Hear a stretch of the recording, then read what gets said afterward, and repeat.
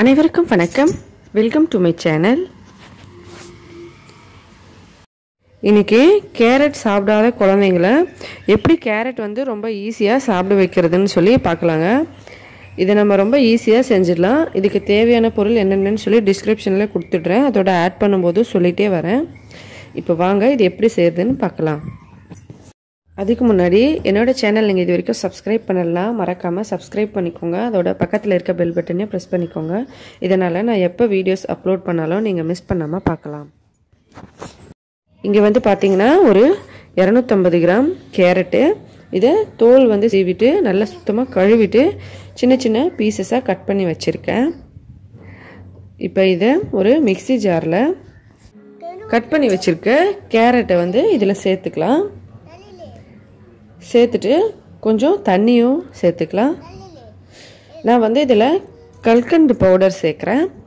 நீங்கள் சர்க்கரை வேணும்னா சேர்த்துக்கலாம், இல்லைன்னா ப்ரௌன் சுகர் அப்புறம் பனங்கற்கண்டு நீங்கள் என்ன யூஸ் பண்ணுறீங்களோ அதை சேர்த்துக்கலாம். நான் கல்கண்டு பவுடரு சின்ன சின்ன கல்கண்டு இருக்கு இல்லைங்களா, அதை நல்லா இந்த மாதிரி கிரைண்டிங் பண்ணி வச்சு அதை சேர்த்துக்கிறேன். இதை இப்போ நல்லா பேஸ்ட்டாக அரைச்சி எடுத்துக்கலாம். அடுத்தது ஒரு பேன் அடுப்பு மேலே வச்சு அதில் கொஞ்சமாக நெய் சேர்த்துக்கலாம். நம்ம அதிகமாக சேர்க்க வேண்டியதில்லை, கொஞ்சமாக நெய், ஒரு அரை ஸ்பூன் போல் நெய் சேர்த்துக்கலாம். இதில் நம்ம அரைச்சி வச்சுருந்த இந்த பேஸ்ட்டை சேர்த்துக்கலாம். சேர்த்துட்டு இந்த மாதிரி ஒரு தடவை நல்லா கலக்கிட்டு இதே நல்லா கெட்டியாகி வர வரைக்கும் நம்ம இதை லைட்டாக மிக்ஸ் பண்ணிவிட்டு அடுப்பு மேலேயே வைக்கலாம். மீடியம் ஃப்ளேமில் வச்சு இதை நல்லா கெட்டியாகி வர வரைக்கும் நம்ம இப்படி மிக்ஸ் பண்ணி விட்டுட்டு வெயிட் பண்ணலாம். இப்போ பாருங்கள், இது நல்லா கெட்டியாகி வந்துருச்சு. அதோட நல்லா இந்த கேரட்டில் நம்ம தண்ணி சேர்த்தோம் இல்லைங்களா, அந்த தண்ணியெல்லாம் இழுத்துக்குச்சு. இந்த ஸ்டேஜில் இதில் 1 கப் அளவுக்கு பால் சேர்த்துக்கலாம். பால் சேர்த்து இதை நல்லா மிக்ஸ் பண்ணிடலாம். மிக்ஸ் பண்ணிவிட்டு மறுபடியும் இது நல்லா கெட்டியாகி வர வரைக்கும் கொஞ்சம் வெயிட் பண்ணலாம். இப்போ இது ரொம்ப சீக்கிரமே கெட்டியாயிரும்.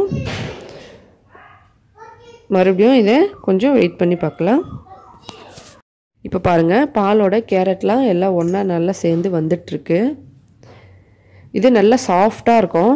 7 மாத குழந்தையிலேருந்து எல்லாருக்குமே கொடுக்கலாம். எல்லாருமே நல்லா விரும்பி சாப்பிடுவாங்க. ஸ்கூல்லேருந்து பசங்க வீட்டுக்கு வந்த உடனே கூட இதை செஞ்சு கொடுக்கலாம்.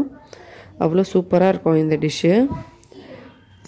ஒரு டிஃப்ரெண்ட்டான நல்ல டேஸ்டியாக இருக்கும். குழந்தைங்க விரும்பி சாப்பிடுவாங்க. தினமும் கூட இதை நீங்கள் செஞ்சு கொடுக்கலாம். கேரட் குழந்தைங்களுக்கு உடம்புக்கு அவ்வளோ நல்லது. இப்போ பாருங்கள், பால் எல்லாம் ஒன்றா நல்லா சேர்ந்து கெட்டியாக வந்துருச்சு. இப்போ பாருங்கள், எல்லாம் நல்லா அந்த நெய் நம்ம கொஞ்சமாக தான் சேர்த்தோம். அந்த நெய்யே மேலே பிரிஞ்சு வந்த மாதிரி வந்திருக்கு பாருங்கள். இப்போ நம்ம அடுப்பை ஆஃப் பண்ணி இதை இறக்கிடலாம். இப்போ பாருங்கள், எவ்வளோ சூப்பராக ரெடி ஆயிடுச்சு.